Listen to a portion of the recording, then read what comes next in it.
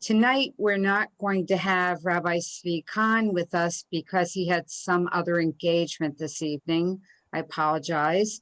But Rabbi has some notes that another Orthodox rabbi wrote for him. It is December 15th, and I welcome you all. Thank you very much for joining us tonight.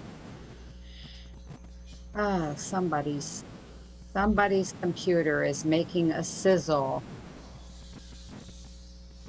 I don't know.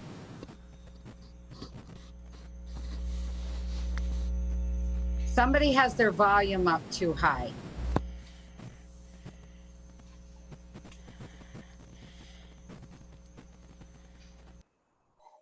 Was Joel's. Okay. All right, Rabbi, let's get started. Okay, Sharon, thank you for organizing this, and thank you for filibustering for a little while with that wonderful little skit about Hanukkah. We are here for the weekly discussion with Rabbi Zvi Khan, and we always have a pleasant conversation with him. Unfortunately, yesterday he advised me that he was really busy this week and he wouldn't be able to make it. So I happen to have some correspondence. It's not with another Orthodox rabbi. It's with an Orthodox Jewish person who is actually listening to one of our discussions. And then he contacted me afterwards by email to share some thoughts with me. He's of the Orthodox persuasion. And then I shared some thoughts with him. It went back and forth a little bit. I thought it might be interesting one day to share with people the inner workings of the Orthodox mind. I'm not suggesting that everyone thinks like him, but I do know that this is fairly typical of what I've heard from other people who are Orthodox. So since Rabbi Khan isn't here, I thought I might share with you as a little bit of this conversation, as well as conversations that I've had with the Orthodox. Now, bear in mind, I do things that most people don't. Go ahead, Sharon. I was just going to ask, can you start with the Torah Parsha, and then we can move on to that? Oh, yeah, sure. Let's start with the Torah. The Parsha for this week is a very interesting one. We are still in the midst of the Joseph saga, and Joseph takes up quite a bit of print in the Torah. He's a bigger-than-life character. As I mentioned on Shabbat, it says in the Torah, these are the chronicles of Jacob. And then the first sentence, it says Joseph was 17 years old. So he dominates the Torah. I believe takes up 4 different sedras. This particular sedra discusses Joseph interpreting dreams, and then Pharaoh finds out about it, and Pharaoh calls him into the palace, and he interprets Pharaoh's dream. Pharaoh has implicit confidence in him and accepts that his interpretation is correct. He doesn't have any objective way of knowing that. He just assumes it to be true. So as you probably know the story, he dreams that there are 7 healthy, vigorous, strong cows, and they're grazing in the marshland. And then after them, there's 7 emaciated cows, really ugly, so ugly that Egypt had never seen such ugly cows. 7 ugly cows eat the healthy cows, but they were so emaciated that you couldn't even tell the difference afterwards. Same thing with, he has another dream, 7 stalks of grain or 7 stalks of corn, very healthy and strong, and then 7 scrawny ones. The scrawny ones eat the strong ones, and again, they stay scrawny, you can't even tell the difference. So Joseph says to Pharaoh, first of all, Pharaoh says, can you interpret my dream? He says, no, not I. God's the one who interprets the dream. I'm just a conduit. Anyway, he says, you dreamed the same one twice because that means God is deadly serious. He means business. And it's happening very quickly. The 7 healthy cows are 7 good years of harvest. 7 scrawny cows are 7 lean years of famine. The famine will be so severe that you won't even remember the good years. It'll just totally consume everything, and it's going to bring about horrors in Egypt. But you can avert disaster if you find someone who's wise and discerning and place him over Egypt and have overseers and organize all of Egypt under his control. So Pharaoh says, who could be so ingenious as Joseph? He can predict the future. He speaks for God. He makes them Joseph becomes the supreme leader. Interestingly, Joseph takes on an Egyptian name. Pharaoh gives him an Egyptian name, and he takes that on. And then he gives him an Egyptian wife, the daughter of the high priest. Actually uses the word Kohen. So he did marry the daughter of a Kohen, but this is a priest of Egypt. He was the priest of he was the sun god, the priest of the sun god. That's a little different. But anyway, Joseph is paraded around. He's brought to great heights. And then the passage kind of ends there. It also says that Pharaoh places his ring upon Joseph's finger. You might recognize the word for ring, tabat, because if you, when you got married, you might have heard the rabbi say, hare at be tabat zo, with this ring. Tabat is the ring. And so Joseph is placed over all of Egypt. The only thing above him, according to the Pharaoh, is the throne. So my interpretation of this passage is that, like other passages in the Torah, it's not literally true. Nobody has the power to predict the future from a dream. That power doesn't yet exist. If it did, somebody would be going over to the racetrack and making a lot of money. But we haven't seen that happen yet. Nor did anyone predict the coronavirus. Nobody predicted who would win the last election. And psychics who claim this ability are notoriously wrong, unless they set up all the circumstances in a way that they can deceive people. So this story didn't literally occur, in my opinion, but it's all true. By that I mean, in every culture where Jews have lived, Jews have been the educated ones, the intelligent ones, the ones with values, and the ones who are able to make the country prosper. Whenever Jews are blessed, as the Torah says, the nation is blessed. When Jews are cursed, the nation is cursed. So is this true? Well, in a way, yes. There have always been Jews who have risen to the top when Jews are treated fairly, and they've helped save the country. There's also, historically, we see a possibility that this has some type of what we call verisimilitude. It kind of resembles what could have happened, because Egypt was dominated by the pharaohs. The pharaohs were, of course, of Egyptian stock, but sometimes Egypt was in decline and other groups would come in and overrun the capital, and they would take over Egypt. One of the major groups that we know of is called the Hyksos, and the Hyksos came from around the same area as the Jews did, around the Canaan area. And we believe historically that when the Hyksos overran Egypt and took control of Egypt, they aligned themselves with Semitic groups like the Hebrews. It's entirely historically possible that the Hyksos and the Semites, the Hebrews, came in and took over power in Egypt. And another reason why we believe this is because there was an Egyptian pharaoh called Akhenaten, and Akhenaten was the first monotheist in Egypt. Well, if the Jews came in and helped take control of Egypt, it would make sense that they would become monotheistic. After Akhenaten's reign was over, then Egypt reverted back to their polytheism, and the people who were aligned themselves with Akhenaten were wiped out or were enslaved. This also bears a very strong resemblance to what happened to the Jewish people in the Torah, which leads us to believe that this story of Joseph is not completely fabricated. It's not totally made up. How much of it is true, we don't know. The details of it, I highly suspect, are not true, but some of the broad parameters, very well could have happened. Something like this could happen, which means it's very, very interesting. And the story really reaches an incredible climax next week when there's some beautiful moral lessons which will be told. This lesson for today is just that we should, as Jews, we should use our brains and our intelligence to help the country grow, because this country needs us right now. Country's in dark days, And we do have some great scientists. Some of the scientists at Pfizer are Jewish. The first vaccine for the coronavirus was given to an African American at a Jewish hospital, at a Long Island Jewish Medical Center. So the Jewish people even today are helping through their intelligence to get us out of some dark times. This is a good thing.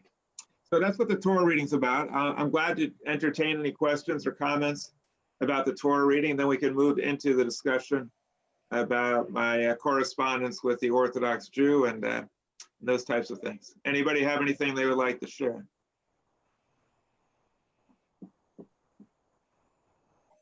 Nope, I guess you go into the next segment. Okay, so let me just preface this by commenting on the discussion that I've had so far with Rabbi Tzvi Kahn.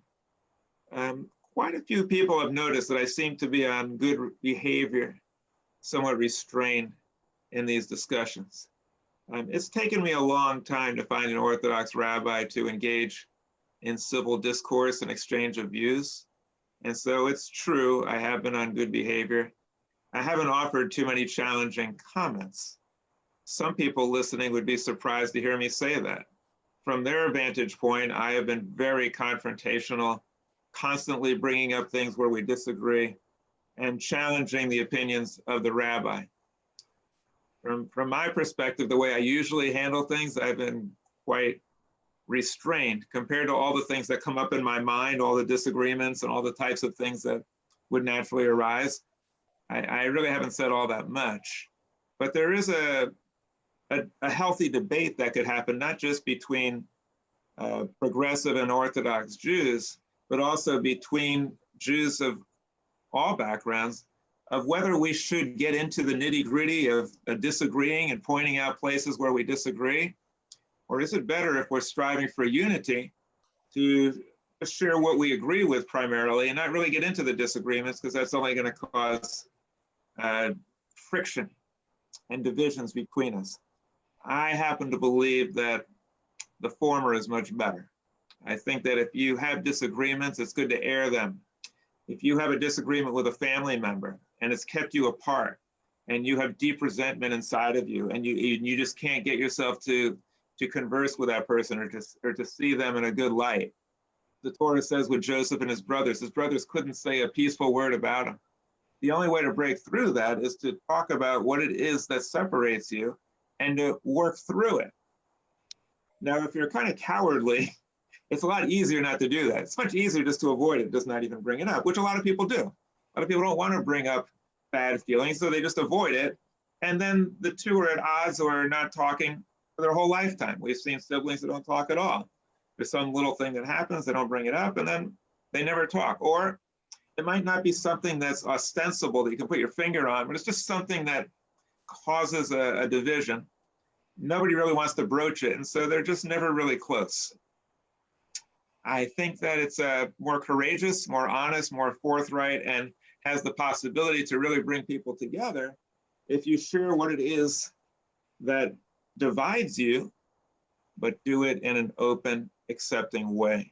Do it in a way where you're not angry, but you're really desirous of trying to understand and trying to bring about a rapprochement. And so that's how I approach these discussions and dialogues, whether it's with an Orthodox rabbi, with an atheist, with a Christian fundamentalist, a Muslim, a Republican, it doesn't matter. It doesn't matter. I believe that the best course of action is to be honest and to be open and not to be angry. As long as you can do that, you can break through everything. I've been very successful in that many times. Many times I've had people who initially were very opposed to me, and by the time we're done, we get along very well. The person I'm talking about now that I had correspondence with didn't turn out that way. And that's always a possibility. In my opinion, he was saying things more and more and more out there, more distasteful and more hurtful and angry. And it got to the point where there wasn't really a productive dialogue that was going on. And so reluctantly, I curtailed it, which I don't usually do. Usually I just keep going, but this was getting pretty, it was getting kind of abusive towards me. And so I cut it off. He probably feels I was abusive towards him because I was saying things that were not very, critical of what he was saying. Let me just give you a little idea of what was going on, and then you can tell me how you might have handled this. I pointed out, he of course, his position is God wrote the Torah. So I pointed out that in the Torah, there are many episodes of genocide that take place where the Jewish people are commanded to commit genocide. And he said, what are you talking about? Where is that? To which I responded, wait a minute. You say God wrote the Torah. If God wrote it, I would think you would kind of know the book pretty well. Like if I thought God wrote something, I'd know it inside and out, backwards and forwards. I wouldn't like not be aware of some major things in the Torah. I said, are you telling me that you don't even know that there's genocide in the Torah? He goes, no, I'm not familiar with that. Which to me is either dishonest or ignorant. I don't know which, or both. So I explained to him that in the Torah, it said God ordered genocide against the Jebusites and the Amalekites and the Midianites and the people of Jericho, actually 7 different nations. It actually numbers them. 7 nations in the Canaanite area were wiped out, men, women, and children. And then when I pointed it out to him, he said, oh, that's not genocide. What is it? He said, well, they were bad people. They were just being punished for doing the wrong thing. So I said, well, now you're on slippery territory. Now you're justifying genocide because you're suggesting that men, women, and children deserve to be wiped out as a nation for the wrong thing. I said, by the way, what was the wrong thing? Well, they were worshiping the wrong God.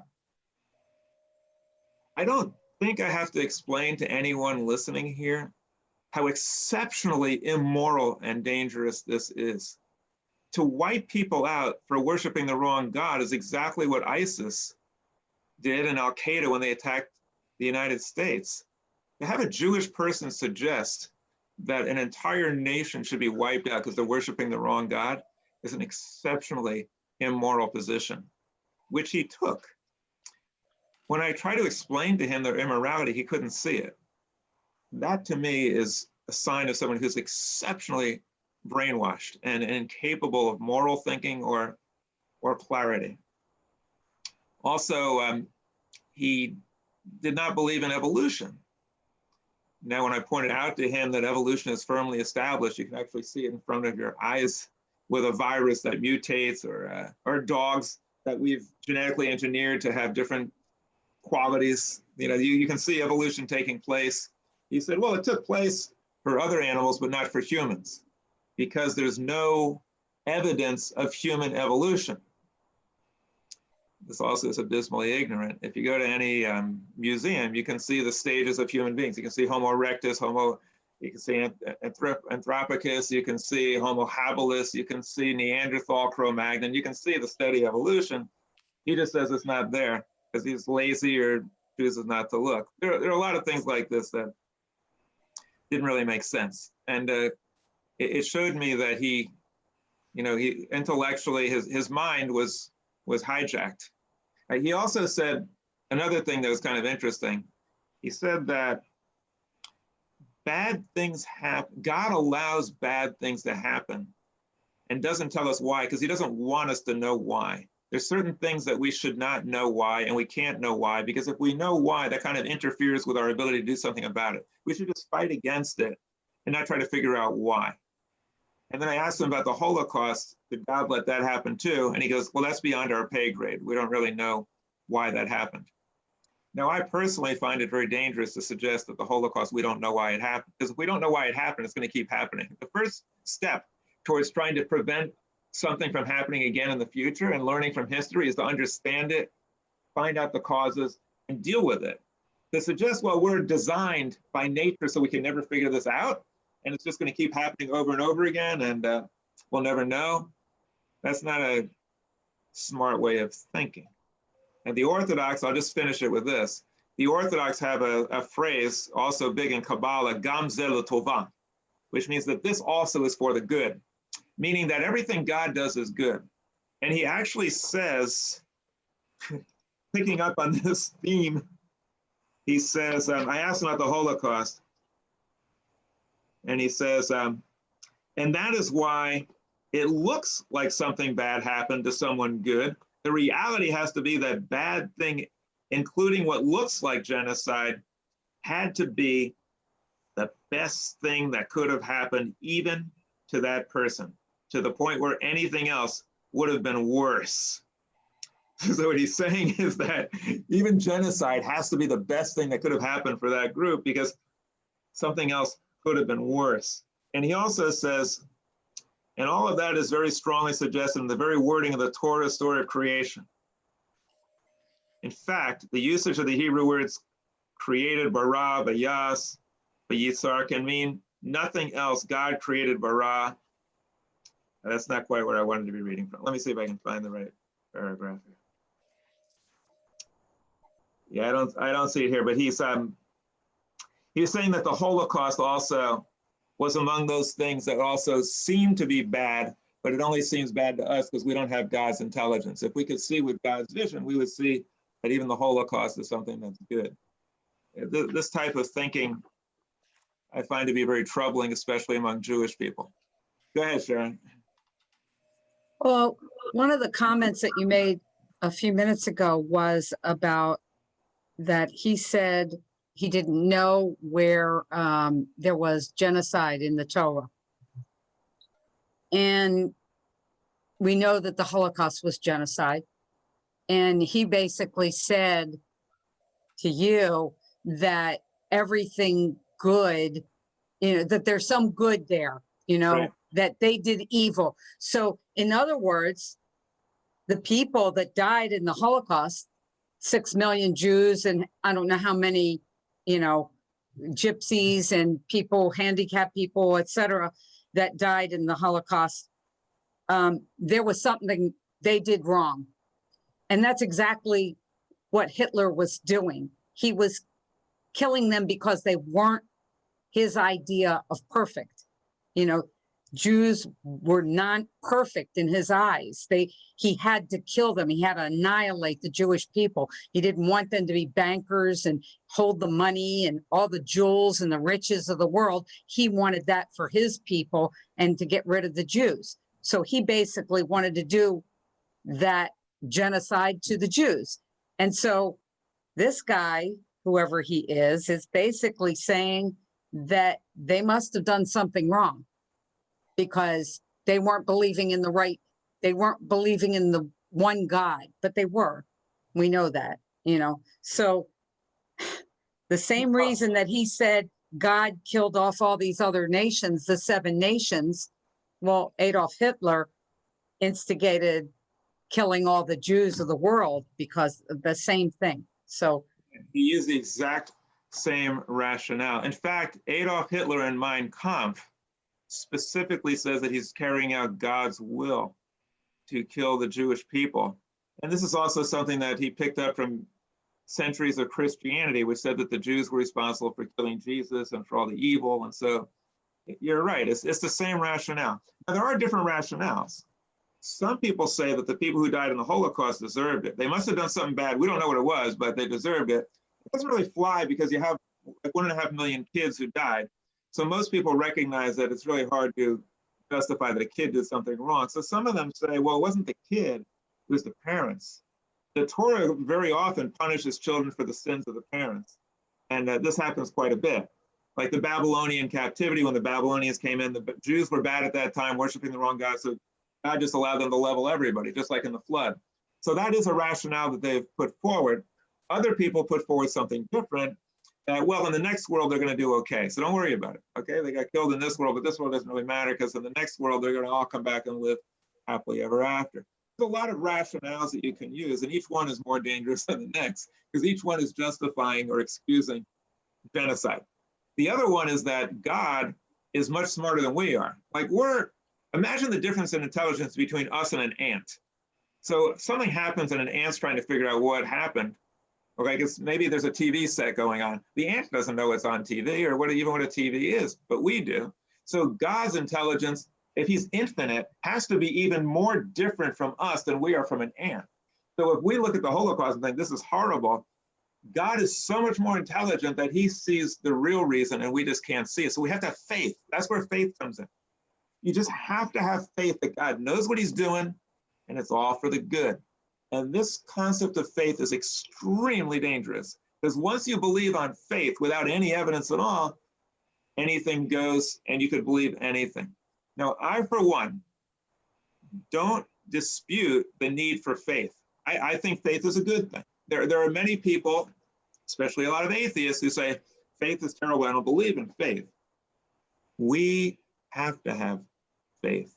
If we didn't have faith, the world as we know it wouldn't exist and our lives would be horrible. For instance, when you have children, you have faith. If I teach my child the right thing and teach my child the right values, my child will hopefully become a productive citizen and a good person. You can't prove it. You don't know for sure, but you have faith. If I live my life according to certain principles, Jewish ideals, I believe that my life will be better. Can't prove it, but that's faith. If you throw a ball in the air 100 times, it's going to come back down to earth. So if you throw it up 101 times, you can have faith it's probably going to come back down again. That faith is good because it's based on evidence and a theory like gravity that explains it. But if your faith is based on absolutely no evidence, for instance, someone falls in love. Oh, I love this person. And all the friends are saying, wait a minute, that person's miserable. He's a terrible person. Ah, but he treats me so well. I have faith. You just lack faith. That faith, if it's not based on evidence and clear thinking, is going to bring harm. So faith based on evidence and rational thinking is a very, very good thing. Faith based on the absence of evidence or faith in a person because they're an authority figure or faith in your political party because your parents were raised in that party, or faith in your nation because you belong to this country, so your country is right no matter what it does. Faith even in your Bible or your religion. Faith without solid evidence is dangerous. Even if it's the Jewish faith, it's dangerous. That's why it's good for Jewish people to have faith in Jewish ideals and things that make sense, but not things for which there's no evidence. And by the way, evidence doesn't mean only things that we can see. We can have evidence for things that we can't see at all. There's evidence that atoms exist and electrons and protons and other galaxies. There's evidence of all types of things that exist that we can't see. So we can have evidence based on things other than the five senses, but evidence just means there's indications that we can observe and test and show as correct. So it's not necessarily just what we can see with our eyes. Anybody else want to share some thoughts about how should we approach dialogue? How should we approach dialogue with people of another political party or of another denomination of Judaism or of another religion? How do we do that? Do we avoid trouble areas and just keep that apart and just talk about other things? If we get right into the nitty gritty and say, okay, here's where I disagree. Let's share our thoughts and ideas. How do we do that? Does anybody have any thoughts on that? Yeah, go ahead.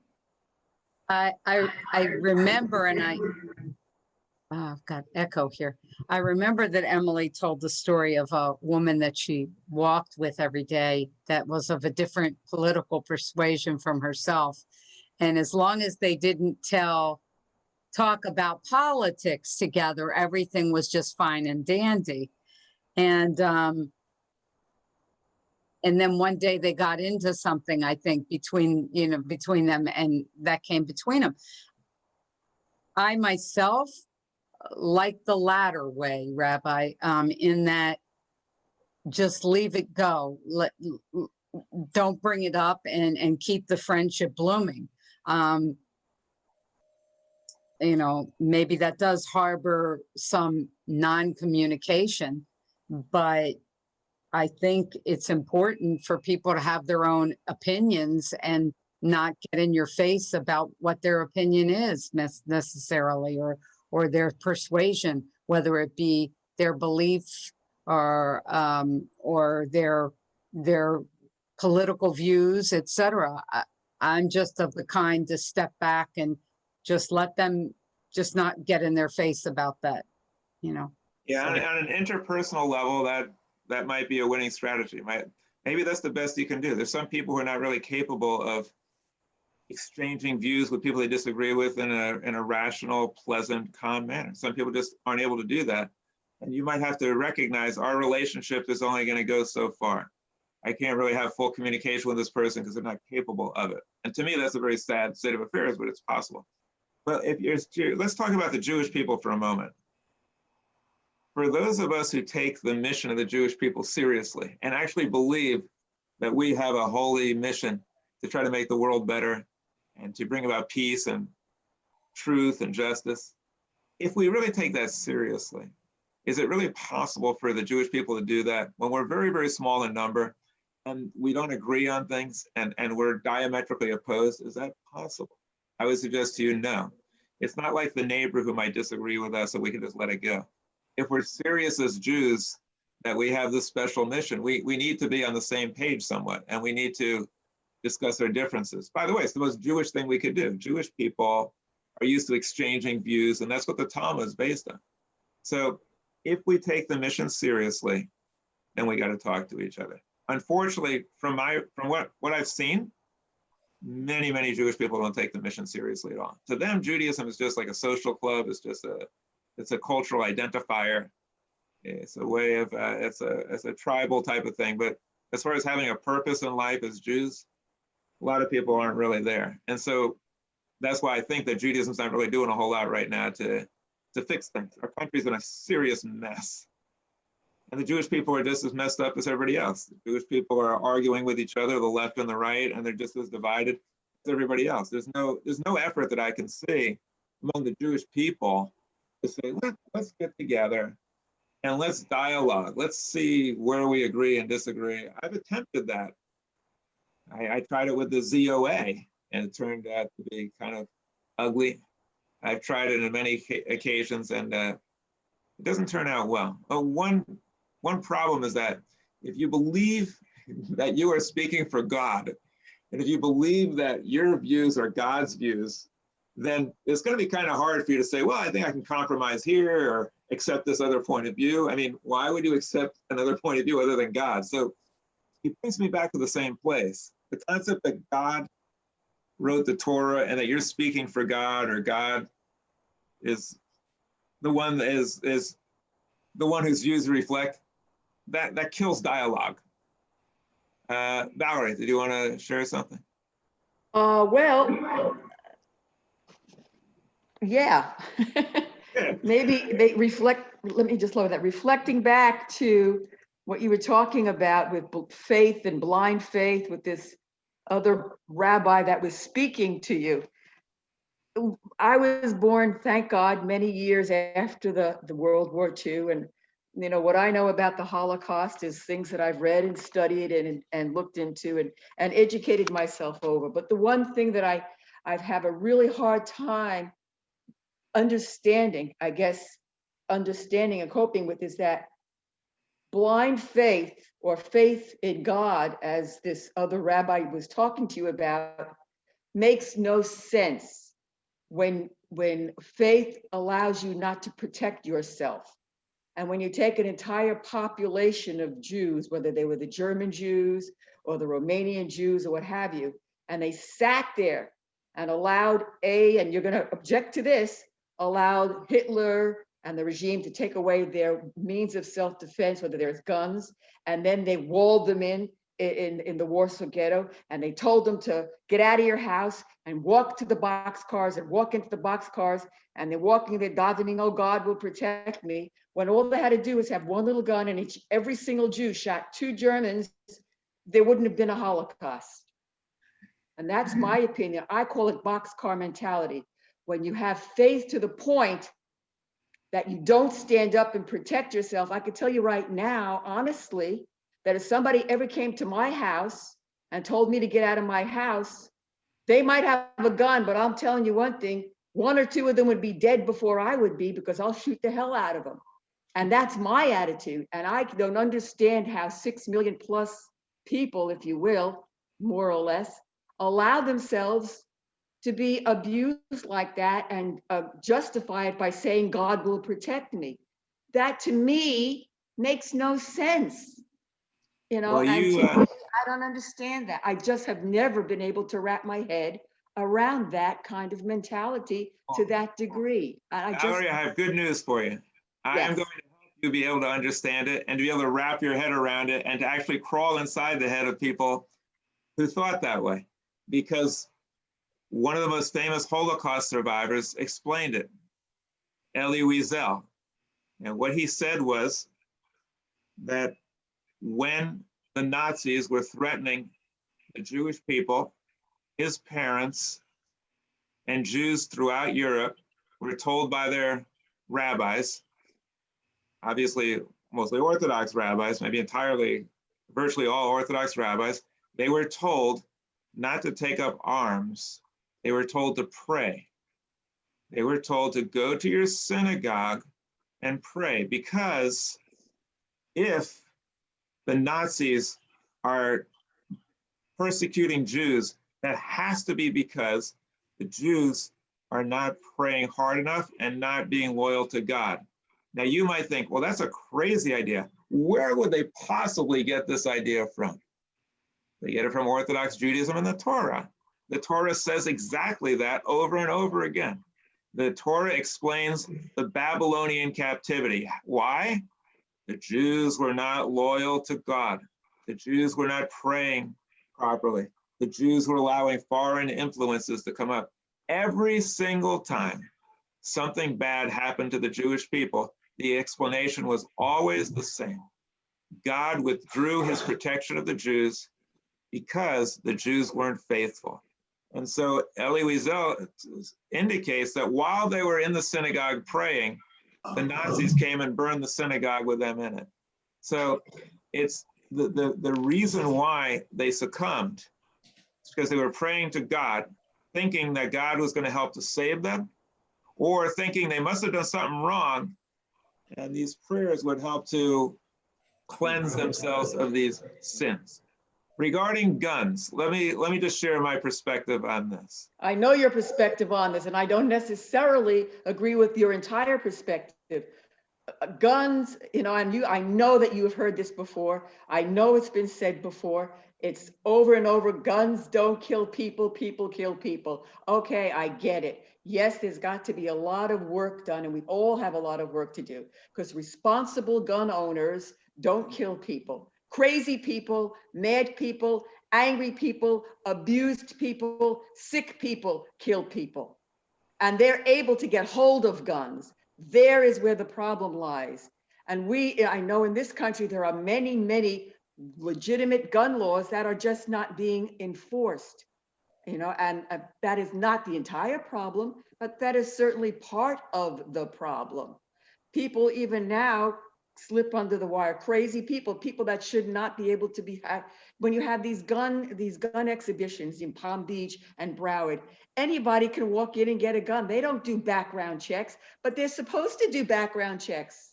Okay, so there's a lot of things that play into the gun violence, you know, and it has to be addressed. It has to be taken care of. We have to pay attention to it. Our politicians, our law enforcement, our general population, we have to pay attention to those kinds of things. But to completely ban guns is not the answer. Banning assault weapons is the answer. Valerie, I just want to respond to you, and then we'll have Emily jump in.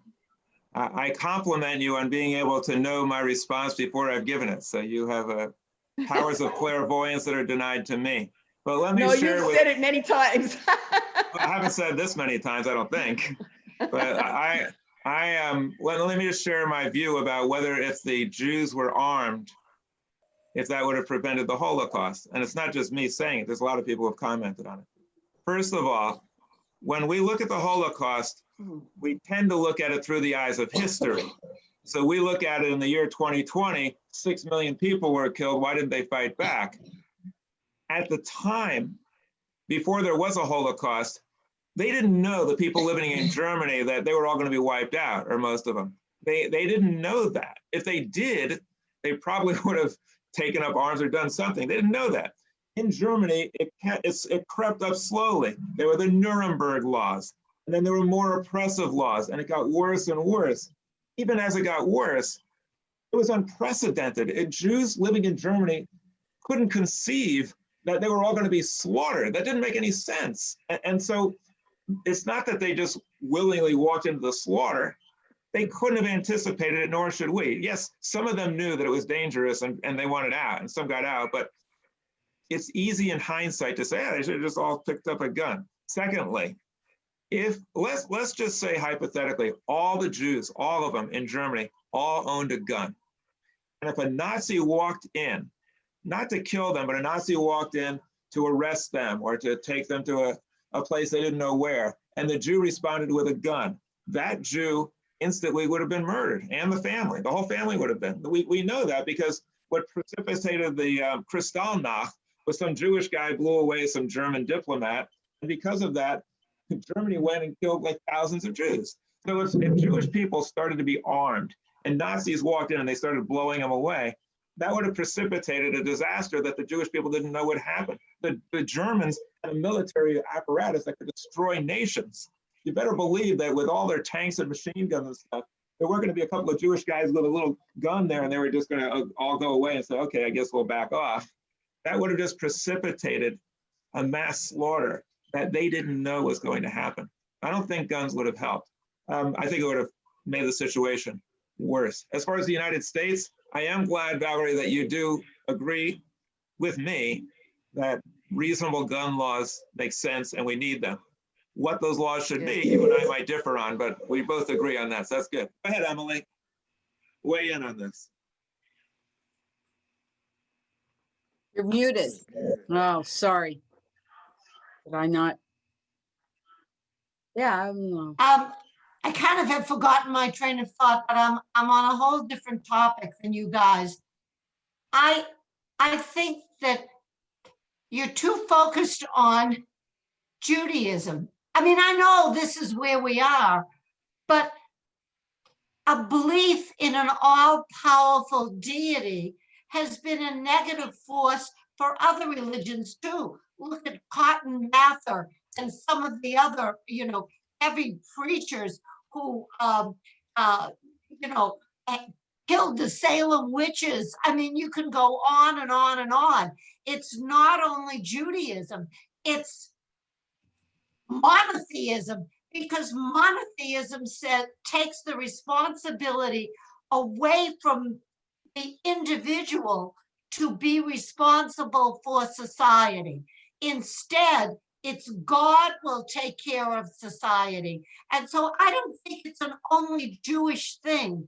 I think it's the entire belief in a supreme being that will take care of you. It's bad. Well, I'm not sure where you got the impression that I thought it was only Jews who have this issue with believing in an all-powerful deity. Even in this conversation, I mentioned that I've discussed this also with Muslims and with Christians. In fact, I'm suing the school board because they're teaching in the name of, they're teaching about a Christian God who does, I debate everybody on this concept. So I certainly don't think it's restricted to Jewish people. It's just that in a conversation with an Orthodox rabbi in which we're discussing Judaism and the differences between our brand and Orthodox, and obviously we're talking about Jewish people, but I've never suggested, and I've fought very hard against the belief in a supernatural being by any group of people. Don't you think that it's important for any religion to stress personal responsibility, personal kindness, personal responsibility to reform whatever evils are out there, whether it's cutting down the oak trees in Ani's neighborhood or whatever it is. You have to take responsibility. God will not take care of it. Well, absolutely, of course. That's one of the terrible consequences of believing in a supreme deity who's watching over and taking care of things. It absolves us of responsibility. It's like a child. It's like a child who thinks his parents are going to take care of everything and they don't have to accept responsibility. It's a childlike, immature approach to religion to believe that there's a supreme deity in charge of us. It represents the infantile stage of religion and not just the Jewish religion. But Rabbi, in a way, I have to say that you just validated my point with regard to what has happened in the past, not only in World War I and II, and going way, way back. It's the fact that when you have blind faith in an entity, another entity, and you don't take responsibility to take care of yourself, regardless of what that takes, what it takes. Sometimes, you know, being peaceful and believing in peaceful coexistence is good to a point. But at some point, you've got to stand up. And when you see your city being walled in, the only way that this war came to an end, World War II, from everything that I'm reading and understanding, is that the resistance who took up arms and aligned themselves with other entities and governments and military that did have the arms to protect themselves, that's what turned the war, not praying to God, okay? Taking up arms with other people had bigger guns than you had, that the Germans had. That's what won the war, not praying and not being peaceful, okay? My guns, their guns were bigger than your guns, and that's what won the war, okay?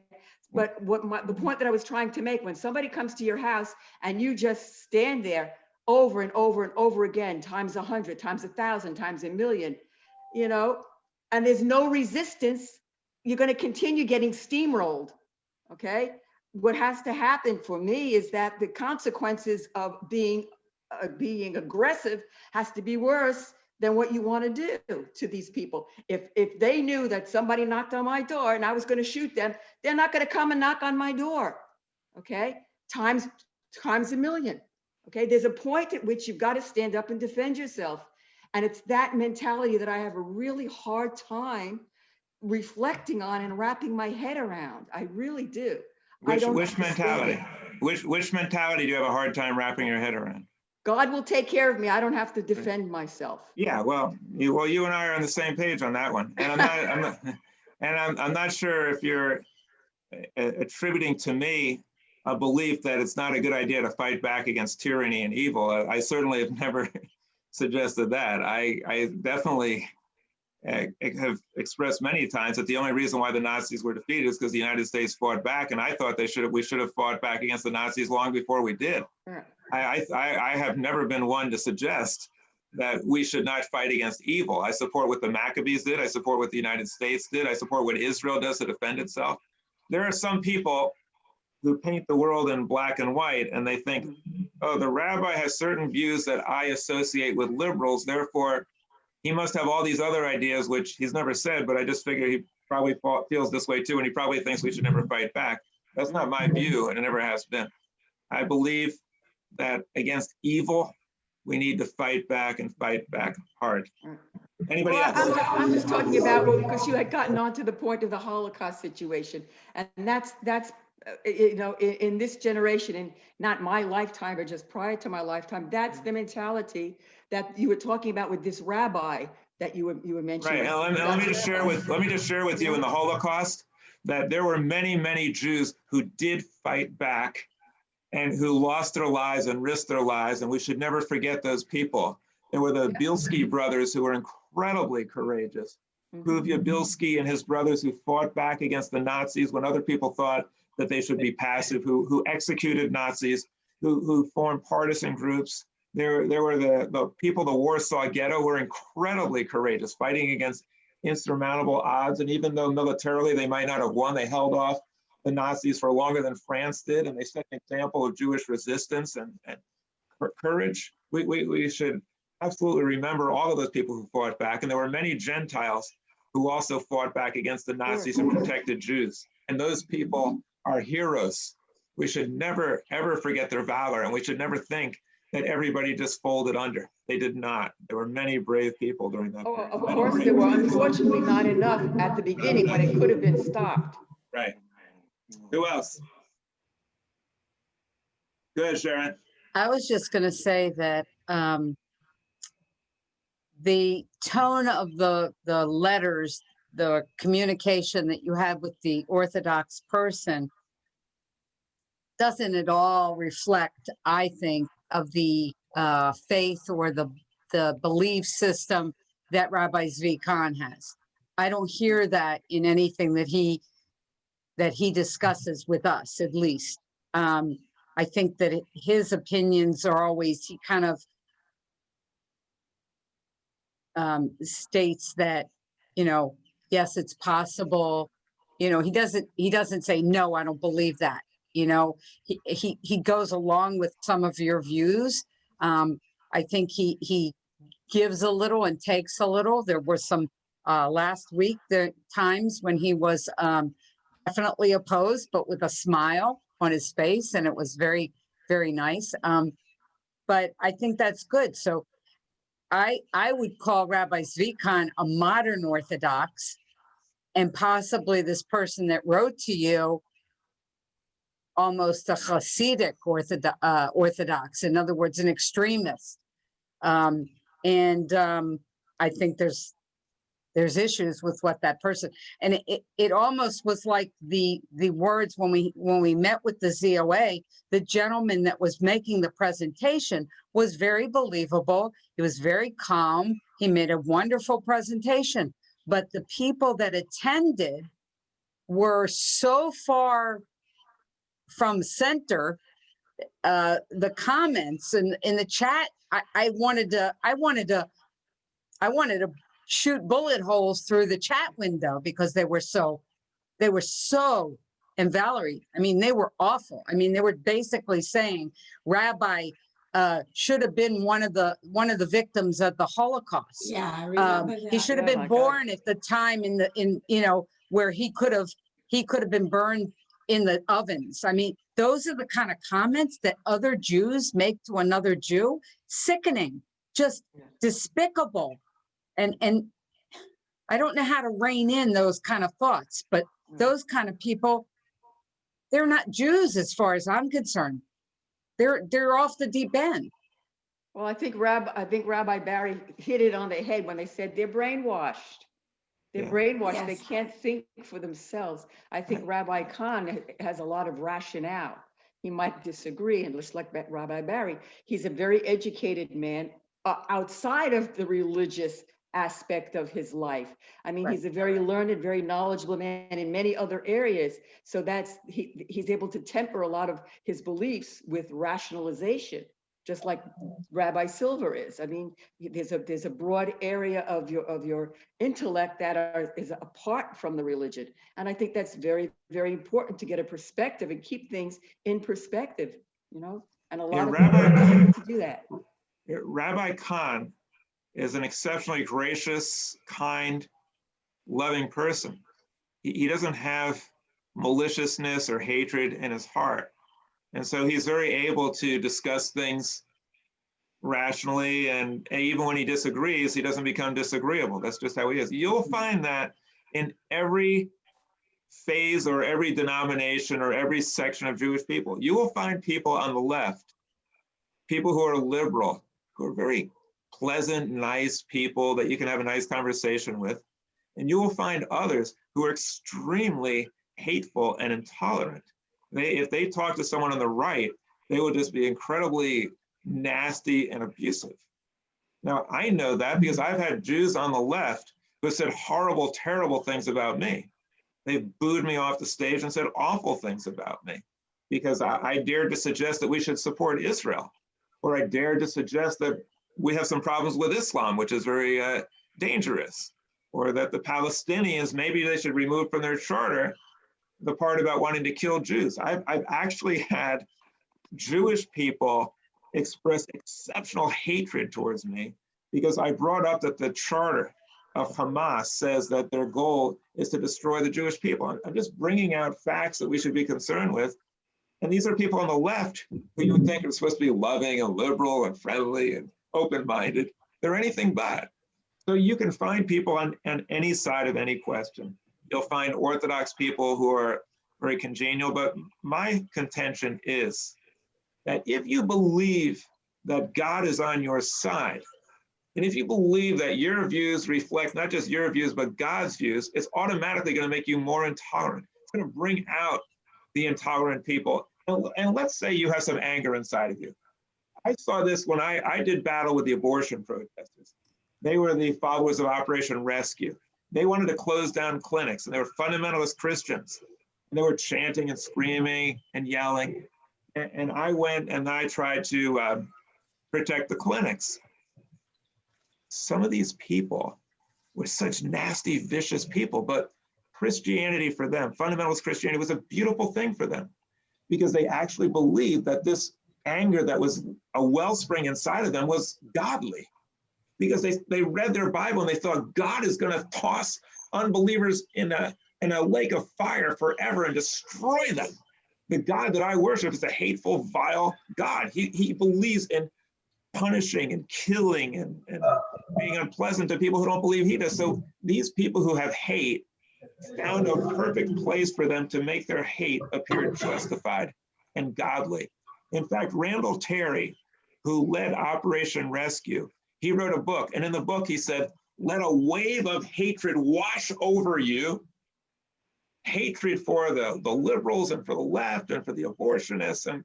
And so there are people who are just hateful people, and they tend to gravitate more towards those branches that say God is on their side.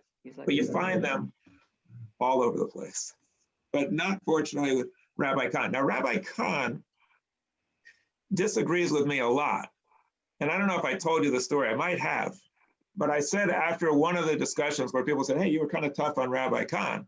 I said, Rabbi Kahn, I'm sure you disagree with me. I'm sure if you think God wrote the Torah and you're hearing me say that there is no God who wrote the Torah, you must disagree with that. And if you're Orthodox, you must feel that I'm representing falsehood and I'm telling Jews things that are wrong and denying the fact that God wrote the Torah. Go ahead and tell me, I don't mind. Express your point of view. And he said, I don't really feel any need to do that. I said, well, if I was you, I would. If I thought God wrote the Torah and somebody comes along and said he didn't, I'd be upset. And he said, well, I guess you're a better Orthodox rabbi than I am. It's just the way he is. He's so good natured and so friendly. It is a pleasure to discuss things with him. But from my vantage point, in order to get understanding, we need to share where we're coming from. And I think that's a good thing. Anybody else want to share some thoughts? Suzanne, I see somebody in your background. Do they want to share their thoughts? That's baby boy Mark. Oh, baby boy. Yes, we're multitasking tonight. I have listened to what was said. Baby's hungry. Oh, he's 24. So we cooked some latkes while I'm listening. And just want to say, until people really learn compassion for one another, they're just going to be talking around in circles. As far as like if somebody has wronged you or hurt you and you don't want to speak to them any longer, I mean, you have to look at the whole situation. We can't look at everything through rose-colored glasses and think everything's going to be wonderful. I've lived through a lot of these experiences. I've had a knife held to my throat one time. I have lived through some of those kinds of things. And if you think of someone shows up in your doorstep with a gun and you have no gun, the best way you're going to defend yourself is maybe by trying to be kind and try to understand what's wrong with them. And maybe you can talk your way out of it, as I did in my situation. So, you know, that's from my experiences, and just wanted to share a little with you. Happy Hanukkah. Happy Hanukkah. Go ahead, I Emily. just got a phone call from a neighbor who saw you on TV. Oh, really? When was I on TV? Today About at the 6 o'clock news. For Yeah, what? 6 o'clock. Wow. Rabbi, tell us for what? I'm just gonna take a guess. I don't know because I wasn't interviewed, but I'll just share with you something that's off topic. You know that I filed a lawsuit on behalf of the teachers against the school board. Right. The school board ordered all the teachers back. My position is that it was a good thing to return to the classroom, but not every teacher should have been forced back in. The teachers that were medically compromised or lived with people who were compromised should have been given an option. They weren't. They were all told, go back into class or you're fired or whatever. So I filed this lawsuit. When I filed the lawsuit, I'm gonna give you a little background. I'll try to explain it in layman's terms because it's kind of legal.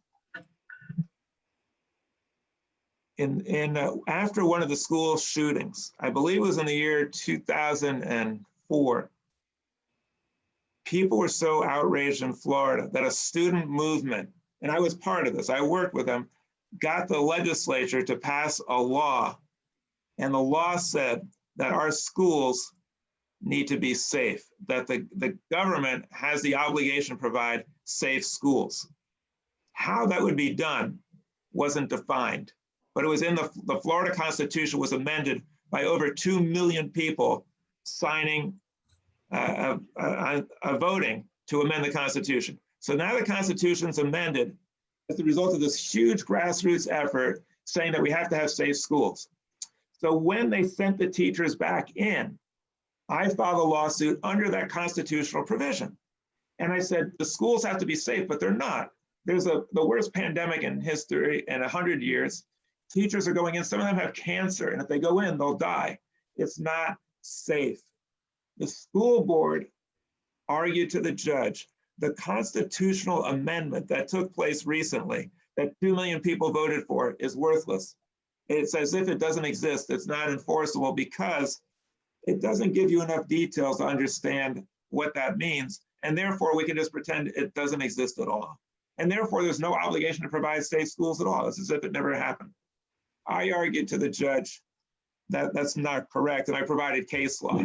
But a lot of the judges don't like to argue or go against what the school board does or the government does. So for whatever reason, the judge agreed with the school board and said that provision of the Constitution, it has no meaning. You can't rely on it. And denied relief that I sought at a hearing. Didn't throw the case out, just denied relief. Now here's what happened next. This is very interesting. The school board filed a motion to declare my case frivolous. If a case is deemed frivolous, the person bringing the case has to pay the attorney's fees of the other side. So they said the judge ruled against Silver. The case is frivolous. There's no valid claim here. We want the teachers, there were like 6 teachers who brought the case. We want them to pay all of our attorney's fees, which could have easily have bankrupted all of them. When they did that, I filed a blistering response. I guess, Valerie, you'd be happy about this because I did not take this lying down. I did not just say, okay, come and get me. I came back with guns loaded. And I said, how could it possibly be frivolous for teachers to seek to protect their lives and the lives of their loved ones? How could it possibly be frivolous to say that the Constitution of Florida has meaning and should be considered valid? How could it possibly be frivolous to say that in the face of the worst pandemic in 100 years, before you send the teachers back in, maybe you should take some safeguards to make things safe? And then I ended up by saying, the school board's motion declaring our claim to be frivolous, their motion is frivolous, and therefore they should pay my fees.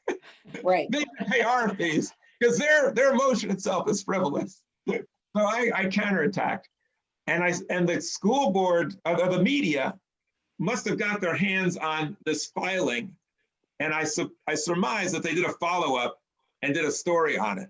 But I'm just beginning. I'm going to file another motion that's going to be also blistering against the school board. And again, I am in favor of opening up the schools. I am in favor of getting kids back in the classroom. What I'm not in favor of is telling all the teachers across the board, regardless of your medical condition, that you have to go back in. Because I know, for instance, with me, and I know maybe everybody knows this, but I am quarantined in my home. Okay, so I don't come anywhere near Francine or Brandon because Francine is required to go back in and teach. She was teaching online and doing well, and the kids were doing well, and they told her, you can't do that anymore. You got to go back in. And so now, because I'm immunocompromised, I'm not in the same room. I'm not in the kitchen at the same time. I'm nowhere near her, and I'm nowhere near Brandon either, because I'm quarantined. And Francine is just one of many, many teachers in the same situation. They come back to family members who are medically compromised, and it's causing all types of mayhem. And I think what they should have done was they should have done it in a way that was more respectful to dedicated teachers. But I think that's why I was on the TV, I suspect. No, I think Dr. Dukes was on it. It was something about people of other religions. I think exactly what you always talked about trying to communicate and understand what's going on with religious organizations and people's belief systems. And Dr. Duke was on there as well. Oh, good, It was yeah. the In Project. The In Project. The In Crowd with Steve West. I Yeah. think so. Yeah, that was it. I'm trying to find Right. it now. Yeah. Oh, yeah, right. I've done a lot of dialogue with Dr. Dukes. By the way, Dr. Dukes is someone who he and I have crossed swords with the liberals, because Dr. Dukes and I both don't think much of the Black Lives Matter movement. In fact, we both of us have been very critical of it. And he and I have faced a serious backlash from liberal circles and from some of the Black community. Dr. Dukes has as well. But that's why I agree with a rational approach. I like the concept of Black Lives Matter, but the organization, I don't think so. They got some serious issues that I'm very, very concerned about. But I didn't know. I'll have to check out the news. But that was a good dissertation on your stuff anyway. There you go.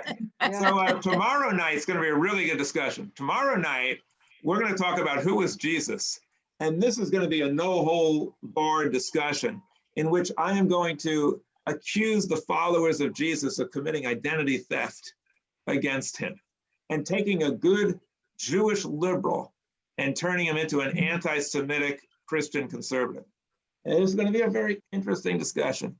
And also Pastor Fritz Auftenkamp is going to be joining in the discussion. His views are pretty similar to mine.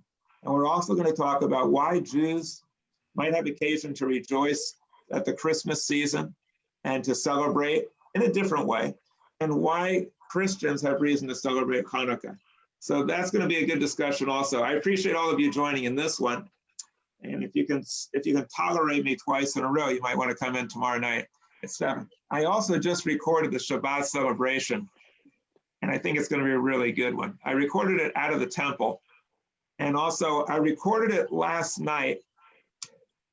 Sharon took a look and had 12 different things that were wrong with it. And that was pretty good, because usually it's 13. Now, in addition to her 12 things, I myself found about 5 things that I didn't like about it. So I went back again tonight, and this time I recorded with Arnie in the synagogue with the hindsight of all of these things that I had done wrong, all these mistakes. And I think I might have cured half of them. So if you listen to this Shabbat, it's going to be pretty good. It's going to be an interesting Shabbat celebration. And Sharon has found some wonderful, wonderful videos that's going to make it a really great celebration. Oh, yeah. So I encourage you to listen if you can. I've been hearing from a lot of people. I talked to a lot of our members that we hadn't talked to for quite some time this week. And many of them, you know, they're feeling alone and by themselves, and they've been watching the Shabbat services, and they absolutely loved last week. We've had the most hits on last week's Hanukkah Shabbat service than we've had for quite many number of weeks. So I'm real pleased to see that, and Suzanne will be pleased to see that as well. She's making latkes as we speak. So she makes the best. Still making those latkes. All right. Yeah. So Saturday night at 7 o'clock. I know it's a long movie, but it's just a special movie, Yentl. And I don't know if you know this. Barbara Streisand co-wrote it, co-produced it, starred in it, directed it. I mean, she's just an amazing person. So I hope you would join us for that this Saturday evening at 7. And we could even put a break in between, you know, if it's too long, we can, you know, stop it and let everybody have a little breather. Yes, Harris. I feel one of the biggest problems in the Holocaust was our government. Franklin Roosevelt went into war waited too long to get into the war. He failed when he was told to bomb the concentration camps. He refused, and that was it. Our government went into war too late, and he could have saved millions of lives. Harris, you know, I agree with you 100%. He was a moral disaster, and a lot of people, because they're Democrats and want to support other Democrats, don't want to acknowledge what happened. But morally, I agree with you. he didn't get involved in World War II against the most vile, evil people until we were attacked. And you know what? If we weren't attacked at Pearl Harbor, he might never have got involved. He might have allowed all the Jews to be wiped out. How morally reprehensible. And then when 900 plus showed up at our shores to send them back. But you know what? They say that in a democracy, some are guilty and all are responsible. We cannot only blame the president. The United States of America didn't sufficiently speak up, and they didn't speak up about World War II, and they certainly didn't speak up about the Holocaust. Hey. And that was a great moral failing. And also the Jewish community did not do nearly enough. And the reason that's been reported for why they didn't do enough, why did the Jewish leaders not demonstrate in mass numbers? They did initially, and Roosevelt and other Jewish leaders told them, back off. Because if you make this about the Holocaust, it's going to look like we're not patriotic. It's going to look like, hey, you Jews, you don't care about what's going on in the world. You just care about your own. You just want to save your own skin. And also, some of the people were worried that if this looked like we were going into World War II to defend Jewish people in the Holocaust, it would have turned the tide against going into the war. Because they would have said, we don't want to go to have our people killed to save a bunch of Jews. That's terrible. And so they didn't want to mention the Holocaust. Whatever the reason was, it was morally disgraceful. And Jewish people, like I agree with what Valerie is saying, Jewish people need to fight and stand up and defend ourselves from attack. And the attacks are going on today. They're going on in Europe. They're going on in Israel. They're going on in this country too with anti-Semitism.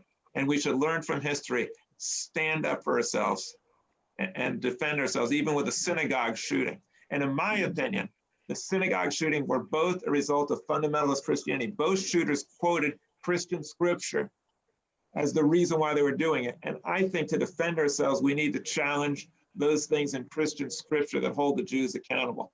And the entire notion that God wrote Christian scripture is a prescription for anti-Semitism. And I'm not the only one saying that also. Many Christian leaders, including Fritz Aufdenkamp, who is going to be with us tomorrow, he will tell you that the belief that God wrote Christian scripture is one of the main reasons why there's been anti-Semitism for 2,000 years. He and I both reject it. Yeah, one more thing. The Jews happen to love FDR. In my house, growing up, we had a big picture of him. I couldn't believe it. So I agree with you. Anyway, thanks everybody for joining in the discussion. I got one other thing to say.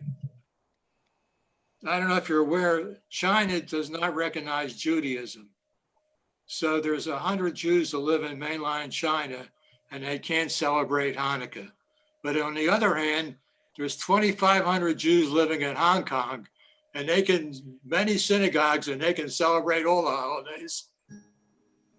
Harris, you are a wealth of information. He really is. He really is.